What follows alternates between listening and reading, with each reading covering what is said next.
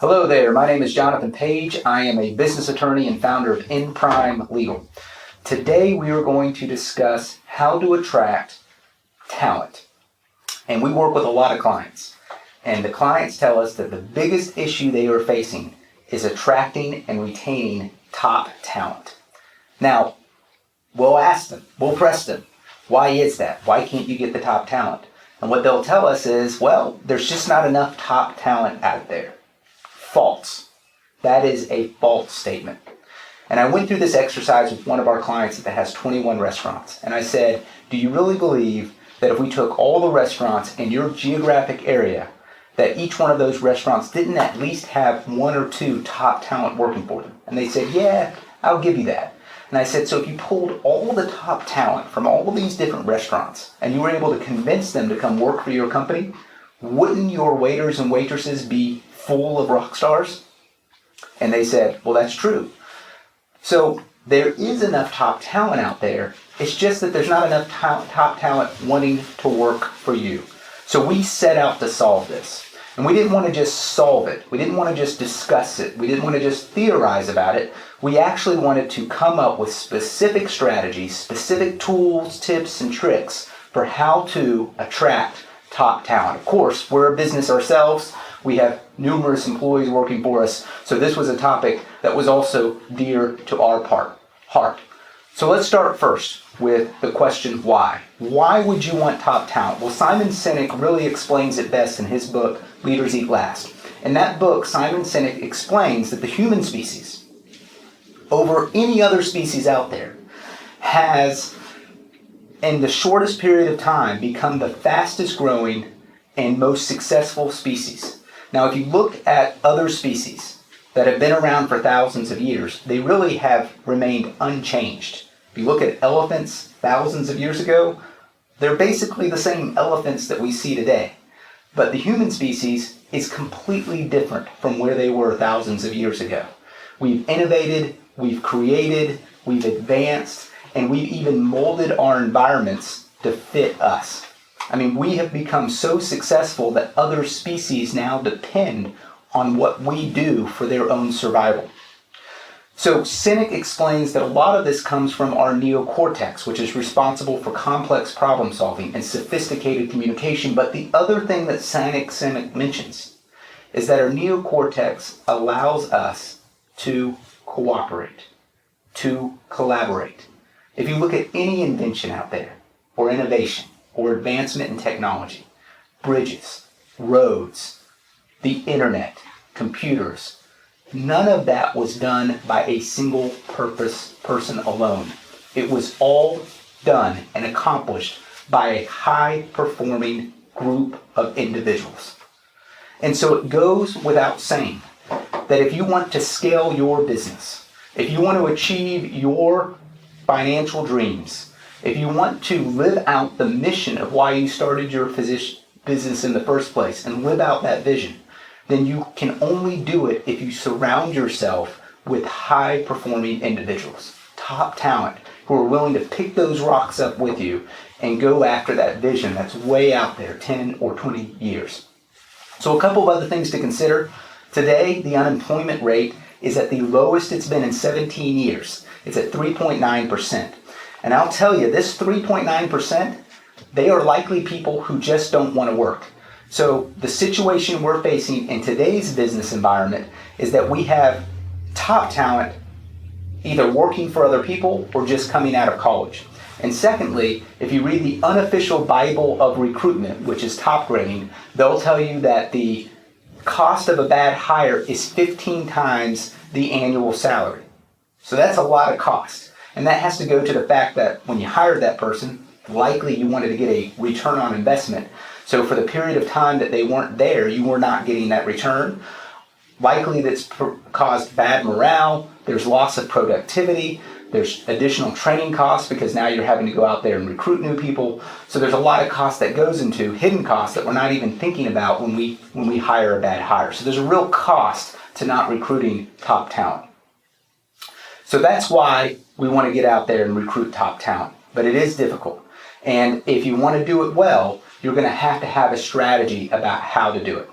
Mark Miller, who is the Vice President of High Performance Leadership at Chick-fil-A, recently released a book called Talent Magnet. And he also set out to understand what attracts top talent. And after doing thousands and thousands of hours of research and interviews and talking to other businesses, he came up with a formula. What Mr. Miller determined is that talent magnet, attracting your top talent, depends on 3 essential ingredients. 1 is a bigger vision, 2 is a brighter future, and 3 is a better boss. Now, what Mark also acknowledged or concluded is that typical talent is not the same as top talent. So your typical talent aren't necessarily looking at this. They are looking for a paycheck, and they are looking for a safe work environment. There's certain basics and fundamentals that you have to provide that every person working for you is going to want to have. But the top talent are also going to be looking at these things. And the other kind of statistic out there is, yes, wage, how much you pay somebody is important. And if you're below market, then it's usually the number one thing that your employee is looking at. But as soon as you're at market, above market, it's not the number one thing. It's like number 5 on the list. And these are really the things that your top talent is looking at. So let's take each one kind of briefly in turn. A bigger vision. Henry Ford. Henry Ford, when he built the Model T, at the start of the company, said he wanted to put a car in every garage. That's a big vision. Because to date, no other manufacturer of cars had done that. Most of the cars manufactured at that time were luxury cars. They could only be afforded by people with lots of money. But to put a car in every garage would mean that Henry Ford would need to make it affordable to the masses. And so by putting that vision out there, it gave his employees, it gave the people the high performance group that were going to help him get there, something to rally behind, something to be part of that was bigger than themselves, some way to make a difference in the world. So Bill Gates comes along at the rise of the computers, and his big vision at the start of Microsoft is to put a computer in every home. Because to that point, these computers were huge. They were only for certain businesses or people who could afford them. But he wanted a computer in every single home, and he held on to that vision until he accomplished it. And of course, today we know there is a computer in every single home. So that's what we're talking about, a big vision. It's how you're going to make a difference in the world. What the future is going to look like if you're wildly successful. A brighter future. So top talent, as opposed to typical talent, is interested in self-development. What can you teach me? They want transferable skills, skills that they can learn from you, learn from your company, that they can even take somewhere else. So too often, business owners are afraid of teaching and empowering their employees because they're worried that their employees are just going to leave. Well, you've got to change that mindset, because if your employee knows that they're getting so much training and experience and they're learning all of these skill sets, then they're going to want to stay. They're going to want to continue to learn. So companies that have done a great job of providing a brighter future offer all sorts of training opportunities. We here, for example, have a lot of paralegals. And when we hire a paralegal, we provide them all sorts of courses they can take on learning Microsoft Word and learning Excel, tips and tricks on these different things. We're figuring out how we can empower them, how we can give them these transferable skills. And of course, if they leave, and we hope they don't, but if they do, then they'll be able to take those lessons they learned on formatting, on Excel, on Microsoft Word, to other places. They're transferable skills. It's something that they can take with them that's even worth more than a paycheck. And a better boss. So this is something that we focus on here, me in particular, because I am the boss of many people, on how we can be a better boss. And one thing Sinek emphasizes in Leaders Eat Last is that a better boss, and Mark Miller talks about this as well, is somebody who cares about their employees' future. They care about the employees' goals, their personal goals, their professional goals, and their financial goals. So we changed our performance reviews. At every performance review we do for an attorney or a paralegal or an administrative staff, I sit down with them and I talk about what your personal goals are, what your professional goals are, what are your financial goals. We had an attorney, for example, who mentioned that he really wanted to go to Switzerland. His family was originally from Switzerland. He was born here in the United States, but he had some family back there, and he had always wanted to go back to Switzerland. So when he told me that, I asked him at the performance review, I said, when is this going to happen? He said, well, I'm not sure, I've got to save up some money. And I said, I want a plan on how you're going to get to Switzerland in the next 6 months. I want to know when you're buying your tickets. I want to know your budget for the trip. I want to know where you're staying. I want this to happen. So he did. He made it happen, and it actually happened in like 4 months. But this was something that we took an interest in because we cared about him and we cared about his personal goals and what he wanted to accomplish. So these are the ingredients. And so before you even go out into the marketplace and do any sort of recruitment for top talent, the first thing you got to do is look in the mirror. You've got to look at yourself in the mirror and decide, do I have these ingredients in place? If I want top talent, and again, it's going to take top talent for you to really reach your vision. If I want top talent, do we have a bigger vision? Do we have a brighter future? Do we offer a brighter future to our employees? And do our employees get a better boss? Are these ingredients present? And if they are present, then you can go out and make the marketplace of talent aware of your business and what it has to offer. So that's the second step. Once you figure out whether you have these ingredients in place, then it's going to be building a story around these ingredients, which is going to be different for each person, each business, how you provide these things, and making the marketplace aware. And what Mark Miller suggests is when you create that story, you need to create the story that the top talent's interested in. Not the story of, we were established at this time, we're so great because of this, we've accomplished all these things, we've achieved all this in the marketplace. That's all about the business. That's not necessarily the story that the top talent wants to hear. You've got to go out there and share these things and how your business provides a bigger vision, a brighter future, and a better boss to the talent that you're trying to attract. And I do want to note something that Jim Collins says too in Good to Great. Jim Collins also did a lot of quantitative research. He approached his book as a hypothesis. He went into it saying, here's what I think, but let's see what actually comes out of the research. And what he found is a lot of his research changed his thinking. But what he said, which was interesting, we're all familiar with Jim Collins. You got to get the right people and the right seats on the bus, right? That's what most people think of. But Jim Collins, if you read the book closely, went further. He said, really, the most important thing is to get the right people on the bus. Because once you have the right people on the bus, then you can figure out where to drive it. He said it's more important than having a clear vision in place or even a clear mission or even your core values figured out. But just getting the right people on the bus is really the most critical step that you can take as a business owner. So let's talk about this. Getting into a specific recruitment plan.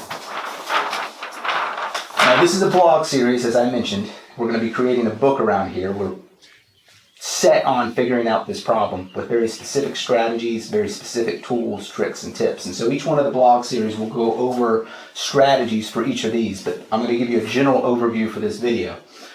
So again, you see this formula that Mark Miller created. Again, reading Talent Magnet, I would strongly encourage you to do that.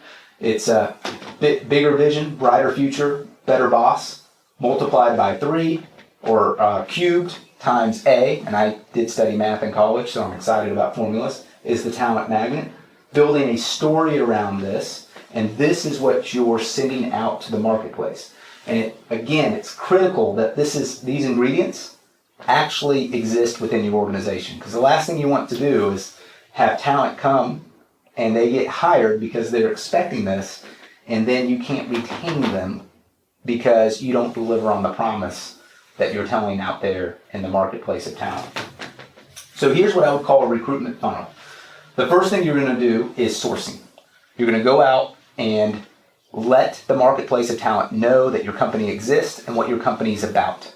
This is to get people interested in wanting to apply and potentially get hired by your company. And those top talent, again, are likely working for other businesses. And so there's very specific strategies that you can do to do that. I mean, you can do a job posting. You can go on Indeed or some other online job posting board and let people know that the position is open. But you might also do like a candidate referral program where you incentivize your employees by giving them $1,000 or $2,000 if they bring somebody to your job. If they refer somebody for the job position that you're trying to fill. Starbucks CEO did this. This is how he recruited initially managers for each of the Starbucks locations when they were first starting out. He did a candidate referral program, and it was really successful. They had to go through several iterations, but once they got the right mix and the right price, it was very successful. So once you source them, once you get people applying for the job, now you're looking at screening. And that's a very different strategy than sourcing. Screening is making sure that you are filtering out the people who are not good fits for your company and keeping in the people who are good fits. And by good fit, you're going to be looking at a cultural fit. Do they fit the culture, the values of the organization? Do they have the ability to do the job? Do they have the willingness to do the job? And ability and willingness are very different. You can be able to do the job, but just not willing to do the job, not have the motivation to do it. Or you could be very willing to do it, but not really have the tools and skills needed to do the job. So looking at willingness and ability, are they trustworthy? Do they have empathy? That's something else that Simon Sinek really talks about in Leaders Eat Last, is empathy is a necessary ingredient to be a rock star employee. Have you provided them all the right equipment? So that happens during the screening process. And we're going to get into specific strategies through this blog series on how to screen people, some creative things. If you're looking for somebody who's detail-oriented, how do you test for that before you actually hire them? Once you determine this is the person we're going to hire and you hire them, then there's onboarding. And onboarding is the process of getting the employee acclimated to your business. You want to set them up for success. The last thing you want to do is get somebody in here and then feed them to the wolves, and that's going to create a retention problem. You know, Jim Collins talks about you should celebrate when somebody is hired into your company. You shouldn't be celebrating when they leave, which is when most business owners celebrate. The celebration should occur when they hire them. So here at InPrime, for example, when we hire somebody, their first day, they receive a bouquet of flowers is delivered to their home, to their significant other or their spouse, or if they don't have a significant other, then they receive it. And a specialized message goes with it saying, thank you for letting this person come work for us, we're really excited, etc. And then when they show up to the job on the first day, there's a welcome box there on their table. And they open it up and it's got some really cool things that, promotional items that we have with our company, with InPrime. And then there's a handwritten note by everybody in the firm welcoming them to the firm.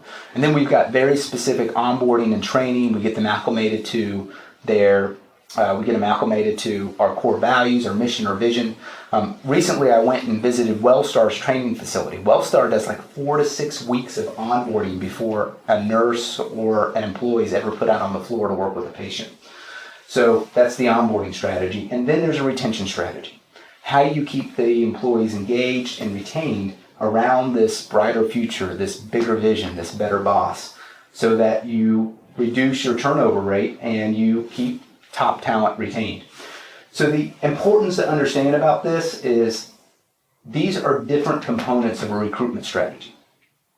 And they have different strategies involved. And if you're going to go out there and stop hoping that top talent's going to show up at your doorstep, and you're going to be more intentional about attracting and retaining that top talent, you're going to have to put together a plan.